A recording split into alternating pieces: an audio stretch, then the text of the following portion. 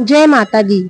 नवरात्रि में माता रानी को प्रसन्न करने के लिए हर कोई पूजा पाठ करता है, लेकिन क्या आप जानते हैं कि अगर भूल से भी कुछ गलत चीजें माता रानी को अर्पित कर दी जाए तो उसका परिणाम पूरे जीवन तक व्यक्ति को भुगतना पड़ सकता है।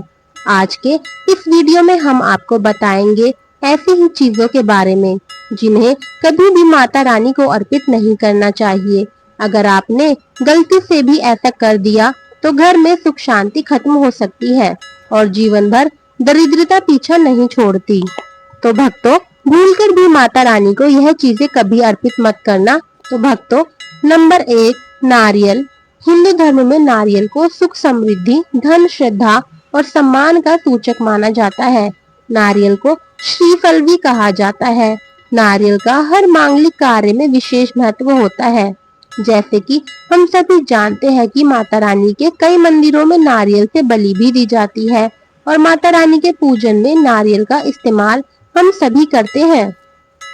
खासकर कलश की स्थापना नारियल रखकर ही की जाती है। माता रानी के पूजन में हम नारियल इस्तेमाल करते समय कुछ गलतियां कर बैठते हैं। भक्तों, नारियल कई प्रकार के होते हैं।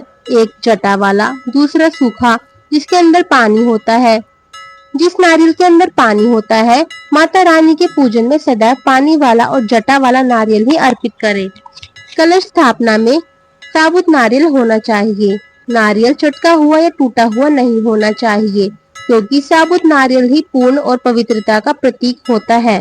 साबुत नारियल ही सुख समृद्धि का प्रतीक होता है। साबुत नारियल को ही श्रीफल यानी कि माँ लक्ष्मी का फल कहा जाता है।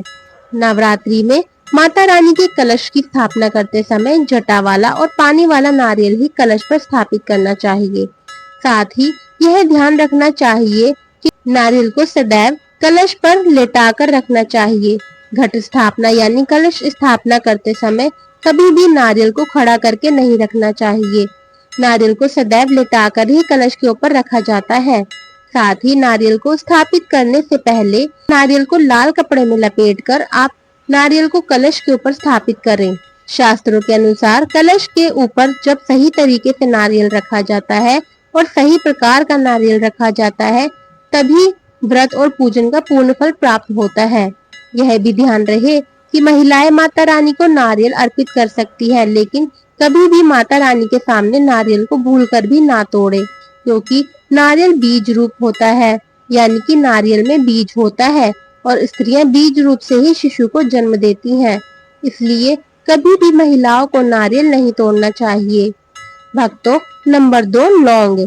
हम सभी माता रानी के पूजा में इस्तेमाल करते हैं, लेकिन लौंग का इस्तेमाल करते समय एक बहुत बड़ी गलती कर बैठते हैं। हमेशा ध्यान रखना चाहिए, माता रानी को कुछ भी सामग्री अर्पित करें, उसके साथ में लौंग अवश्य अर्पित करनी चाहिए। नंबर 3, तुलसी के पत्ते। भक्तों, नवरात्रि में माता रानी को तुलसी के पत्ते अर्पित नहीं करने चाहिए। माँ दुर्गा के पूजन में तुलसी पत्र का इस्तेमाल करना वर्जित माना जाता है। तुलसी पत्र के अलावा आंवला भी माता रानी को अर्पित नहीं करना चाहिए और दुर्वा भी माता रानी को अर्पित नहीं करनी चाहिए।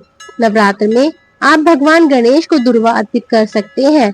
आप भगवान विष्णु जी को तुलसी के पत्ते अवश्य अर्पित कर सकते हैं, लेकिन माता रानी को भूलकर भी तुलसी के पत्ते या दुर्वा अर्पित ना करें। माता रानी को सफेद फूल भी अर्पित ना करें। माता रानी को सदैव लाल रंग के फूल अर्पित करने चाहिए। लाल रंग के फूल माता रानी को अति प्रिय हैं। भक्तों, खासकर माता रानी को गुलाब और कमल के फूल अति प्रिय हैं। मित्रों, इन गलतियों से ही होती है घर में धन की कमी। अगर आप उन लोगों में से हैं जो जिंदगी में पैसे कमाने के लिए बहुत ज्यादा मेहनत करते हैं, हालांकि इस सब के बावजूद भी आपको जीवन में तरक्की नहीं मिल पा रही है, तो वास्तु की कुछ गलतियां इसका कारण हो सकती हैं। तो चलिए हम आपको कुछ गलतियों के बारे में बताते हैं। वास्तु शास्त्र के अनुसार घर के वास्तु में जरा सी भी कमी रह जाए तो यह सभी सदस्यों के जीवन पर गहरा प्रभाव डालता है। कभी अचानक धन की हानि होती है, तो कभी बने बनाए कार्य बिगड़ने लगते हैं या फिर कोई बीमार पड़ने लगता है और कितना भी धन आ जाए दिखता ही नहीं है। लगातार मेहनत करने के बाद भी अगर इस तरह की समस्याओं का सामना करना पड़ता है अगर आप घर में वास्तु से जुड़ी कुछ गलतियां कर रहे हैं तो इससे आपको काफी परेशानी हो सकती है। आप कर्ज में डूब सकते हैं और घर में दरिद्रता आ सकती है। इसलिए आपको तुरंत बताई गई वास्तु टिप्स को अपना लेना चाहिए। लेकिन उससे पहले अगर आप भी चाहते हैं कि लक्ष्मी माता का आशीर्वाद आप पर बना रहे तो इस वीडियो को एक लाइक करें और चैनल को सब्सक्राइब कर लें और कमेंट बॉक्स में जय माता दी जरूर लिखें। भक्तों, कई महिलाएं तो ऐसी भी होती हैं जिन्हें अपने गहने पसंद नहीं आते और दूसरी महिलाओं के गहनों की शैली और बनावट पसंद आती है, जिसके कारण महिलाएं अपने गहने पहनने के लिए एक दूसरे से बदलाव कर लेते हैं। परंतु ऐसा करना मतलब है कि आप अपने से माँ लक्ष्मी जी को रुष्ट कर रहे हो और घर से बाहर भेजने की तैयारी कर रहे हो, क्योंकि आभूषण या गहने महालक्ष्मी जी का प्रतीक होता है और आपके अपने गहने ही आपको पहनने चाहिए। किसी को भी दूसरे के गहने नहीं पहनने चाहिए। दूसरी चीजें, झाड़ू। दोस्तों, झाड़ू जो सफाई के लिए काम आता है, हमारे घर से नकारात्मक ऊर्जा को दूर करता है। उसे माँ लक्ष्मी का प्रतीक माना जाता है। ऐसा माना जाता है कि झाड़ू में माँ लक्ष्मी का निवास होता है। इसलिए अपने घर की झाड़ू कभी किसी को उधार में या उपयोग के लिए ना दे। अगर झाड़ू खराब हुई है तो उसे किसी प्रवाहित जल में बहा दे, लेकिन उसे किसी को उधार में ना दे या कचरे में ना फेंकें, क्योंकि अगर आपके घर की झाड़ू कोई दूसरा उपयोग करता है तो इसका असर आपके घर की सुख शांति पर पड़ता है।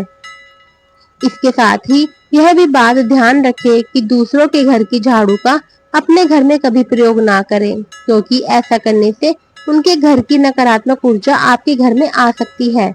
आपको हमेशा झाड़ू को छिपा कर ही रखना चाहिए। इसे ऐसी जगह रखें जिससे बाहर से आने वाले व्यक्ति की नजर इस पर ना पड़े। यदि आप झाड़ू को खुली जगह पर रखते हैं तो घर में वास्तु दोष लग सकता है। इसके साथ ही आपको टूटी हुई झाड़ू को भी घर से तुरंत बाहर निकाल देना चाहिए। लेकिन आपको इस बात का ध्यान भी रखना चाहिए कि कभी भी झाड़ू को बिस्तर के नीचे नहीं रखना चाहिए और इसे किचन में भी नहीं रखना है। इससे आपके परिवार के लोगों के बीच लड़ाई झगड़े बढ़ सकते हैं। आपको इस बात का ध्यान रखना है कि झाड़ू पर कभी भी पैर नहीं लगने चाहिए। यदि आप झाड़ू को पैर लगाते हैं तो यह माता लक्ष्मी का अपमान करने के समान होता है। झाड़ू को पैर लगाने से घर में वास्तु दोष हो सकता है और आपको आर्थिक हानि भी हो सकती है। अगर आप घर में झाड़ू रखती हैं तो इसे रखने के सही वास्तु नियमों के बारे में जरूर जान लेना चाहिए, जिससे आपकी आर्थिक स्थिति अच्छी बनी रहे और घर में खुशहाली आए। कभी भी आपको घर के किसी भी व्यक्ति के घर से बाहर निकलते ही आपको झाड़ू का इस्तेमाल नहीं करना चाहिए। इससे बाहर जाने वाले व्यक्ति को अपने कार्य में सफलता नहीं मिलती है। यही नहीं, यदि आपके घर में नई बहू का आगमन हो या बेटियां घर से ससुराल जा रही हो, तब भी आपको तुरंत झाड़ू नहीं लगानी चाहिए। मान्यता है कि ऐसा करने से आपके घर की लक्ष्मी रूठ सकती है और आपको धन हानि हो सकती है। तीसरी चीज, सूरज डूबने के पश्चात दूध, दही, चावल, नारियल, आटा ऐसी सफेद चीजों का दान करना या दूसरों को उधार में देना अशुभ माना जाता है। ऐसा माना जाता है कि सफेद चीजों से बुरी नजर जल्दी लग जाती है। इसलिए सूरज अस्त होने के पश्चात अपने घर की वस्तुएं दूसरों को नहीं देना चाहिए। इन चीजों को दान करने से आपके घर की सकारात्मक ऊर्जा कम हो सकती है। अगर आप किसी को देना ही चाहते हैं तो उन्हें बाजार से खरीद कर दे सकते हैं, परंतु अपने रसोई घर से उठाकर भूल से भी दूसरों को ना दें। खासकर नमक तो भूल से भी नहीं देना चाहिए। चौथी बात, दोस्तों, माँ लक्ष्मी धन की देवी है। माँ लक्ष्मी हमारे घर में सदा विराजमान रहे, ऐसा हमें सदा ही प्रयास करना चाहिए। जिस घर पर महालक्ष्मी की कृपा होती है वहाँ पर धन की वृद्धि अवश्य होती है। इसलिए अगर आपने अपनी पत्नी के पास कोई धन रखा हुआ है तो वह पैसा किसी को उधार में नहीं देना चाहिए। अगर आप किसी को अपनी पत्नी के पास रखा हुआ धन उधार में देते हैं तो आपके घर से लक्ष्मी चली जाती है और भविष्य में आपको पैसे की तंगी का सामना करना पड़ सकता है। खासकर त्योहार, एकादशी के दिन अपनी तिजोरी में रखा हुआ धन दूसरों को कभी ना दें। दोस्तों, पांचवी बात, महालक्ष्मी वैभव प्रदान करने वाली, सौभाग्य देने वाली ममता की मूर्त है। साथ ही वह अन्नपूर्णा भी है। इसलिए हम अन्न ग्रहण करने से पहले माँ अन्नपूर्णा को धन्यवाद अवश्य करते हैं। रसोई घर की शुद्धता और संपन्नता उतनी ही आवश्यक है जितनी धन की। पांचवी वस्तु है रसोई घर का चकला बेलन और तवा। जी हाँ, आपने रसोई घर का चकला बेलन और तवा दूसरों को कभी इस्तेमाल के लिए या उधार में नहीं देना है। यह चीजें दूसरों को देने से आपका भाग्य भी उन्हीं के साथ चला जाता है। माँ लक्ष्मी को अत्यंत प्रिय है, इसलिए ऐसा कभी ना करें, नहीं तो आपके घर में दुर्भाग्य का वास हो सकता है। छठी चीज है नुकीली वस्तु, जैसे चाकू, कैंची और तलवार आदि भी कभी दान में नहीं देना चाहिए। ज्योतिष विद्या में ऐसा करना नुकसानदायक बताया गया है। माना जाता है कि नुकीली वस्तुओं का दान करने से परिवार की सुख शांति भंग होती है। इसके अलावा घर के सदस्यों के बीच तनाव बढ़ने के साथ और रिश्ते खराब होने की भी आशंका रहती है। कई बार लोग अन्य चीजों के साथ स्टील के बर्तन भी दान में देते हैं, लेकिन ज्योतिष शास्त्र के अनुसार स्टील के बर्तनों का दान करना हमारे घर के लिए अशुभ हो सकता है। धार्मिक मान्यताओं के अनुसार स्टील के बर्तन दान करने से परिवार की सुख शांति भंग होती है और झगड़े होते हैं। इसकी वजह से घर में आर्थिक तंगी बनी रहती है। इसलिए स्टील के बर्तन दान करने से बचना चाहिए। अगर आप भी स्टील का बर्तन दान करते हैं तो आगे से ना करें। कभी भी प्लास्टिक से बनी चीजों का दान भी नहीं करना चाहिए। सूर्यास्त के बाद प्याज और लहसुन दान नहीं करना चाहिए। दोस्तों, सातवीं चीज है फटे हुए ग्रंथ और किताबें। माना जाता है कि कभी भी फटे हुए ग्रंथ और किताबों का दान ना करें। इन चीजों का दान करना अच्छा संकेत नहीं माना जाता है। कभी भी इस्तेमाल किया हुआ तेल या खराब हो चुके तेल का दान नहीं करना चाहिए। तो दोस्तों, ये थी वो 5 चीजें जो दूसरों को कभी उधार में नहीं देना चाहिए। दान का महत्व हर धर्म में बताया गया है। सनातन धर्म में सदियों से दान देने की परंपरा का पालन किया जाता है। गुप्त दान को सर्वश्रेष्ठ दान माना गया है। जो दान बिना स्वार्थ के गुप्त रूप से किया जाता है वह बहुत ही पुण्यकारी माना जाता है। इससे व्यक्ति को पाप कर्मों का नाश होता है और पुण्य कर्मों में बढ़ोतरी होती है। दान करते समय भी कुछ बातों का ध्यान में रखना आवश्यक होता है। दान का अर्थ यह नहीं है कि जो वस्तु आपके काम की ना हो, यानी उपयोग करने के लायक ना हो, उसे दान कर दिया जाए। ऐसा दान मान्य नहीं होता है। दान तन, मन और धन किसी भी तरह से किया जाए, बस निस्वार्थ भाव से किया जाना चाहिए। वैसे तो कभी भी दान किया जा सकता है, पर कुछ समय ऐसा भी होता है जिसमें यदि दान किया जाए तो बहुत शुभ फलदायी माना जाता है। मान्यता के अनुसार कुछ ऐसी चीजें हैं जिनका दान यदि प्रतिदिन सुबह किया जाए तो घर में सुख समृद्धि बनी रहती है। रोज सुबह पहली रोटी गाय को खिलाना सबसे बड़ा दान माना गया है। अब आप कोई भी दान नहीं करते हो तो गाय को सिर्फ पहली रोटी हमेशा खिलाएं। आपका यह दान महादान के बराबर हो जाएगा। दोस्तों, सनातन धर्म में गाय को माता का दर्जा दिया जाता है। गाय में 33 कोटि देवी देवताओं का वास माना गया है। मान्यता है कि गाय की सेवा करने और उसे रोटी खिलाने से सभी देवी देवताओं का आशीर्वाद प्राप्त होता है। यही कारण है कि बहुत पहले से ही गाय को रोटी खिलाने की परंपरा चली आ रही है। माना जाता है कि जिस घर में प्रतिदिन पहली रोटी गाय को खिलाई जाती है वहाँ हमेशा सुख समृद्धि बनी रहती है। इस बात का ध्यान रखना चाहिए कि गाय के लिए जो रोटी आप निकाले उसे सुबह को ही प्रतिदिन ताजी रोटी गाय को खिलाए। इसके साथ ही सुबह को यदि आप गाय को रोटी खिलाते हैं तो उसके साथ चने या गुड़ भी खिलाना चाहिए। तो दोस्तों, आपने जान लिया कि ऐसी कौन सी चीजें हैं जिन्हें भूलकर भी माता रानी को नहीं चढ़ाना चाहिए।